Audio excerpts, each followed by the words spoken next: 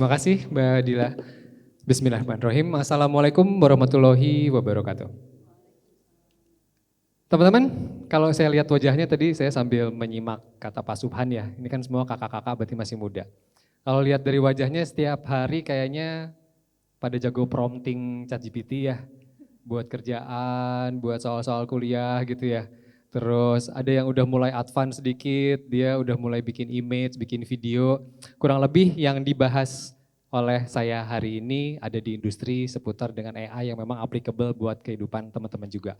Dan sampai di mana Nuon akhirnya mengimplementasikan teknologi AI untuk membantu mulai dari bisnis proses sampai dengan akhirnya ke product delivery. Nanti teman-teman bisa lihat. Oke, secara singkat tadi sudah diperkenalkan ya kalau Nuon itu adalah kami bagian dari Telkom Group dan kami memfokuskan di industri digital entertainment, ada games, musik dan juga digital lifestyle. Untuk ngasih tahu secara singkat sebenarnya Nuon itu gini deh, kalau teman-teman pernah beli Diamond Free Fire, pernah? Atau Mobile Legend, atau Roblox-nya Roblox, pernah? Nah itu mungkin di belakangnya oknumnya kami yang memprovide gitu. Jadi kita bisa dibeli lewat Indomaret, Telkomsel, Indosat, Smartfren, dan BRI, Bank Mandiri, dan semua channel yang menyediakan game, sepertinya itu lewat Nuon. Alhamdulillah kita membantu industri permainan di negara ini, supaya kita tetap senyum dan masih ada gairah. Oke, next ya klikernya, oke saya pakai voice comment aja ya, next. Kenapa Nuon sekarang sudah mengimplementasikan AI di semua bisnis proses ataupun workflow di perusahaan kami. Kalau kami lihat karena kami di industri digital entertainment, menurut prediksi pertumbuhannya itu 5 kali lipat di 10 tahun ke depan. Kalau kita lihat industri dari sisi global, itu value added ataupun additional creation yang di-generate oleh AI teknologi, additional on top. Kalau kita dengar di musik, sekarang mungkin teman-teman udah pakai beberapa aplikasi streaming musik ya. Di situ kan sudah ada recommendation, next musiknya apa, kemudian sama dia dikasih juga musik-musik yang kurang lebih relate sama historical listening behavior kita, itu sudah diimplementasikan. Dan ternyata betul untuk acquisition dan juga buat retention itu sudah diimplementasikan di aplikasi-aplikasi yang sifatnya musik. Mau itu YouTube Musik, Apple Music, Spotify, ataupun aplikasi yang Nuon miliki namanya Langit Musik. Kemudian kalau kita ke games, Indonesia ini kan mobile first market ya. Rata-rata teman-teman main game itu untuk yang pertama kali adalah melalui handset, melalui mobile. Typically bisnis model di games yang ada di handphone itu semuanya freemium ya. Jadi kan gratisan dulu, lihat iklan, kemudian baru berbayar. Dan AI di belakangnya itu sudah digunakan oleh banyak developer untuk meningkatkan in-app purchase. Jadi tidak lagi free to play. Ya tetap free to play-nya, tapi dia mengenerate terus untuk supaya akhirnya gameplay-nya itu menstimulasi kita untuk akhirnya mau berbayar. Either itu ad blocker, ataupun next level, atau another extra diamond gitu ya, itu yang di offering sama game developer. Itu sudah menggunakan AI. Kemudian di digital lifestyle ini bicara tentang banyak industri di luar dari game dan musik, termasuk nonton film, beli tiket konser, ataupun hal-hal entertainment yang lainnya. Teman-teman kalau langganan salah satu OTT ya, saya nggak sebut merek, misalnya yang logonya N atau D atau H gitu ya, itu semua apa yang sudah kita lihat pasti setelahnya ada rekomendasi next movie-nya. Itu diambil data dari behavior kita. Kalau dulu kita pakai machine learning, sekarang dia udah lebih canggih lagi, dia bisa kasih wildcard yang kira-kira ini akan ditonton yang ini. Kalau enggak nanti besok dia akan ganti lagi, jadi dia akan terus berevolusi seperti itu. Jadi untuk AI sudah memang digunakan oleh banyak industri dan kenapa Nuon akhirnya juga masuk untuk jadi salah satu solusi yang kita gunakan. Next. Next. Selanjutnya, nah sampai di sini. AI kalau buat Nuon saat ini kita secara prinsip kita bagi menjadi 3. Yang pertama adalah bagaimana kita men-set foundation-nya. Kita punya banyak data, cuma kan kita harus governance, mengolah datanya seperti apa. User behavior dan lain-lain gitu ya, itu yang kita terapkan supaya akhirnya governance dan kita dukung juga itu di operating model di kita. Bagaimana bisnis prosesnya dan lain-lain itu kita semua sudah define secara SOP yang fix. Jadi tidak ada guideline ataupun mereka sudah punya panduannya. Yang paling penting di sini adalah bagaimana kita mendevelop talentnya. Jadi kalau mungkin 2 tahun yang lalu semua tim IT itu ngambil Google Certification gitu ya, terus masing-masing itu sesuai dengan scope job desk-nya mengambil sertifikasi sesuai dengan job desk-nya. Sekarang siapapun itu bisa mengambil training AI melalui modul-modul yang disediakan oleh tim HC kami. Believe it or not, yang jago AI di perusahaan kami itu lulusan accounting. mengalahkan orang IT yang baru sekarang mereka pakai teknologi vibe coding. Vibe coding itu kalau kita coding udah langsung di guide ya. Yang jago malah orang accounting. Kenapa? Karena dia mulainya dari sesuatu yang simple. Dia akses Gemini dulu, terus ada request kayaknya ini perlu dashboard, dia akses Gemini Canvas, bikin-bikin, explore, akhirnya jadi satu dashboard yang komprehensif. Belum sempurna memang, karena terus datanya bertambah dan kebutuhan kami juga bertambah, dan itu didevelop oleh talent yang kita tidak sangka-sangka datangnya justru dari financial background, dari orang accounting. Jadi pada intinya sebenarnya AI itu bisa buat siapa aja, bukan cuma hanya orang IT aja. Yang kasihan sebenarnya orang IT, karena lama-lama kayaknya bukan kerjaan yang diambil ya, sebenarnya kerjaannya lebih mudah, cuma akhirnya scope-nya dia harus terus bekerja dengan tools yang ada, dia mengikuti tools apa yang ada.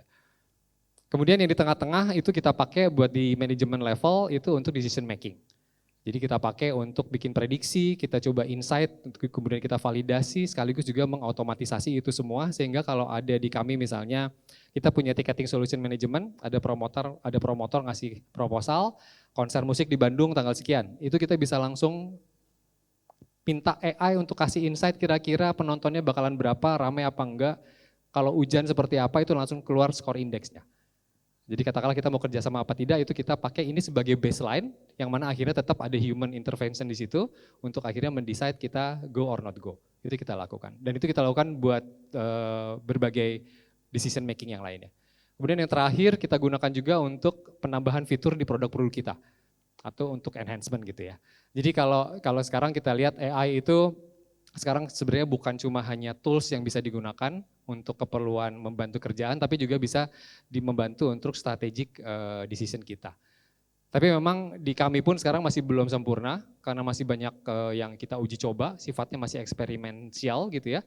Jadi masih fragmented, setiap unit yang masing-masing katakanlah di games, musik, dan di lifestyle itu punya requirement yang berbeda-beda, mereka punya tools yang beda-beda juga, dan ini yang akhirnya kita coba satukan, visi kami adalah kita pengen AI itu jadi strategic engine-nya kita, dan itu applicable ke semua working level, semua bisnis proses, jadi semua workflow, semua sudah AI first gitu ya. Oke, next. Di Nuon ini yang sudah kita implementasikan, jadi ada 5, kalau saya bilang 5 klaster besar gitu ya. Yang pertama kita gunakan untuk business decision, mulai dari tadi yang saya share untuk scoring system gitu ya, nanti ada index, nanti kita bisa lihat NPV sama ROI-nya, termasuk juga ada sisi dari sisi risk manajemennya. Risiko manajemennya ada di situ juga. Kemudian untuk market insight sudah pasti gitu ya, untuk menganalisa data dari sisi customer behavior ini sudah kita pakai, either itu untuk mendefine campaign apa yang akan lebih efektif ataupun kita mendefine target segmen mana yang akan kita sasar. Kita punya tools, kalau teman-teman marketing biasanya pakai create visual KV gitu ya, atau video short 5 atau 10 seconds. Kita punya tools, video itu di-upload, image itu di-upload, nanti keluar insight ini bakalan bagus apa enggak.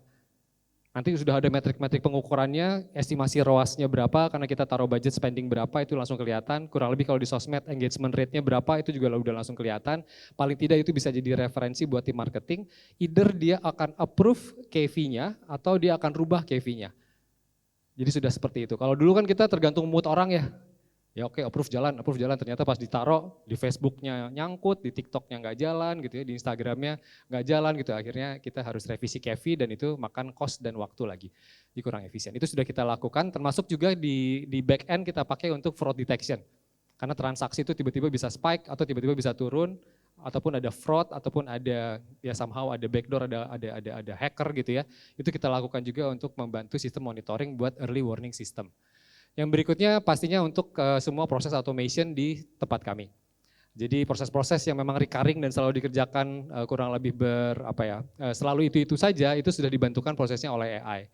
Yang bersangkutan tetap ada di sana untuk mensupervisi ataupun mengerjakan pekerjaan yang lebih advance lagi. Tapi untuk proses yang sifatnya bisa, katakanlah mungkin sekarang terminologinya RPA gitu ya, yang robotic process automation itu sudah mulai jalan dan bahkan sekarang sudah ada AI power di belakangnya. Kemudian yang berikutnya adalah kita pakai juga buat customer retention. Kita bisa tahu kalau sebelumnya ada orang beli Robux harga 100.000, tiba-tiba dia turun 50.000, gimana caranya kita untuk bisa cross sell ataupun uplift revenue dia supaya dia akhirnya the next period dia beli 100.000 lagi. Kurang lebih kita bisa menganalisa behavior dari si pelanggan tersebut. Kemudian untuk churn juga pasti ya, tiba-tiba dia tidak beli lagi untuk sekian lama, itu kalau kita punya ID atau Ads ID atau apapun kredensial yang masih kita bisa kejar buat programmatic targeting, itu kita pasti juga akan kejar ke sana. Yang terakhir kita gunakan di sini adalah semua untuk workforce. Jadi semua workflow, bisnis proses di tim saya itu semua sudah pakai AI powered, meskipun levelnya di masing-masing bagian beda-beda, tapi semua sudah mengeksplor capability AI untuk memudahkan pekerjaannya. Oke, next. Slide-nya agak beda ini. Oh, begitu dari Canva ke PowerPoint agak sedikit beda ya. Nggak apa-apa. Oke, tapi di kami ada beberapa juga karena kan memang masih belum perfect gitu ya. Jadi kalau sekarang itu masih fragmented, masih silo, kita pengennya di semua back office sudah pakai AI. Kemudian untuk use cases-nya itu ya bisa dibilang masih pop up gitu ya, tiba-tiba hari ini, perlu itu, masih belum ada guidelines yang fix, belum ada benang merahnya, itu yang masih harus kita desain. Kenapa? Supaya akhirnya itu bisa scalable, trustworthy, dan juga akhirnya kita bisa pakai. Kemudian yang selanjutnya untuk keperluan decisioning itu juga kadang masih manual, kadang juga masih intuitif gitu ya, kita masih harus cara nge-prompt kita dan cara bagaimana kita mengajukan informasi itu masih juga berbeda-beda, sehingga itu masih belum bisa dipakai secara full dan kita masih perlu banyak hal gitu ya, yang kita mau sebenarnya itu bisa udah dalam prediktif ataupun itu bisa automated. Jadi kalau mungkin setahun terakhir AI ini hanya sebagai support saja, hanya good to have gitu ya, hanya nice gitu ya. Tapi kalau sekarang kita sudah pakai ini untuk jadi engine untuk inovasi, sekaligus juga kita gimana kita bisa memonetize lebih banyak dan juga untuk memperbaiki customer dari experience-nya. Yang terakhir, tapi memang AI ini next challenging gitu ya. Mungkin teman-teman ngalamin sendiri, AI itu kan kadang kita suka nyebutnya AI halu ya. Kita nge-prompt yang sama di tools yang sama, kadang jawabannya bisa beda. Kalau kita perbaiki lagi satu atau dua kata, nanti jawabannya beda lagi gitu. Nah ini memang perlu konsistensi, kenapa akhirnya ada S3 prompting gitu ya. Kalau teman-teman yang jago nge-prompt itu udah pakai JSON, datanya udah fix, sehingga karakter yang dibikin nanti nggak akan pindah-pindah tuh, matanya tetap di situ, mukanya tetap di situ, dan itu carry over ke semua applicable dari Gen AI, tadi bikin image misalnya. Ataupun itu berupa teks, nanti akan semua konsisten seperti itu. Memang prompt itu perlu keahlian sendiri. Jadi kalau sekarang joke-nya itu kan, kalau WhatsApp dilihat sama istri nggak apa-apa lah gitu ya. Tapi kalau Chat GPT sama Gemini history jangan sampai gitu. Jadi kayaknya lebih private bagaimana kita mengquery gitu ya, memprompting di AI. Yang kemudian yang kedua concern kami itu transparansi. Yang kita pakai kan semua masih license based, semua di cloud, dan itu akhirnya jadi benefit adisional dari kalau kita langganan cloud di Tencent ataupun di Google gitu ya, ataupun di Microsoft, semua datanya tuh ada di sebelah sana. Kita nggak pernah tahu proses ini sebenarnya melalui proses apa saja ketika kita minta suatu proses. Kecuali kita harus memang benar-benar di prompt dari mana dapat datanya, tolong jelaskan ke saya. Jadi bolak-balik seperti itu ya. Cuma kan itu akhirnya makan waktu juga. Nah itu yang juga masih jadi concern kami. Terutama ketika itu jadi di decision making items yang mana kita harus menaruh kepercayaan bahwa ini memang sudah sesuatu yang benar. Kadang kita suka kayak kalau zaman saya dulu pelajaran PMP gitu ya, pendidikan moral Pancasila. Kalau lagi ujian, jawaban yang benar itu adalah jawaban yang paling panjang. Tapi di AI tidak seperti itu. Dia yang paling panjang itu justru malah harus kita cari tahu lagi. Kadang bahasanya juga inkonsisten gitu ya, jawabannya juga kadang suka ngawur, dan itu yang harus kita luruskan. Nah ini yang masih jadi concern di kami juga. Yang terakhir adalah terkait dengan privacy sama data protection. Jadi kalau di kami misalnya untuk data behavior itu kita nggak pernah tuh segelondongan data mentah kita upload. Pasti either itu sudah di-hash ataupun itu sudah di-encrypt. Tapi kita punya identifier bahwa ini unique person, jadi hanya unique personnya saja yang dia tahu. Behavior yang lain yang tidak mencakupi data PDP itu memang kita share, dan itu rasanya juga di semua advertising engine yang sekarang juga seperti itu ya, baik itu di Meta, di TikTok juga seperti itu. Jadi yang kita antisipasi bareng-bareng ke depan adalah teknologi tren di mana AI ini akhirnya juga jadi AI edge computing. Nanti di masing-masing premises itu bisa ada engine AI capability sendiri. Nggak lagi kita harus berlangganan cloud. Karena fungsinya kan juga ternyata terbatas, nggak semua fitur yang ada di cloud ataupun di AI itu kita pakai. Akhirnya kita bisa mengfilter mana yang memang jadi kebutuhan perusahaan ataupun individual kita. Trennya lagi mulai ke arah sana. Jadi nanti small AI models gitu ya, termasuk juga domain train, jadi tergantung domainnya di mana.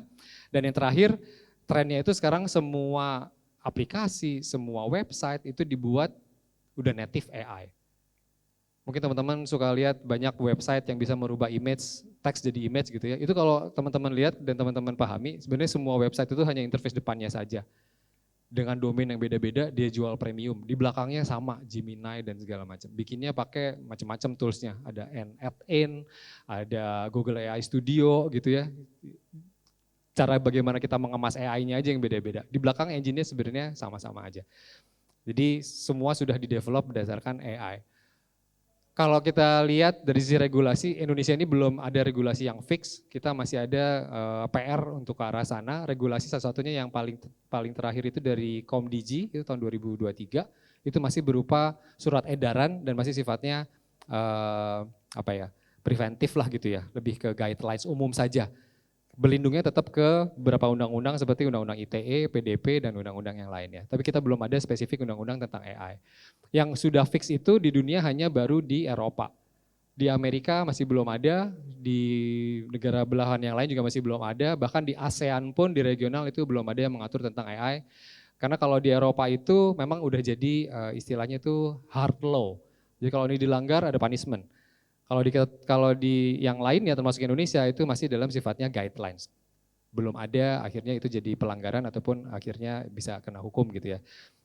Tapi ada positifnya karena akhirnya AI di Indonesia masih bisa terus berkembang. Yang dibutuhkan adalah sebenarnya kesadaran kita yang di belakang untuk bisa mengontrol sejauh mana fitur AI ini bisa digunakan, lebih ke situ. Di Amerika juga menganut azas yang sama. Kemudian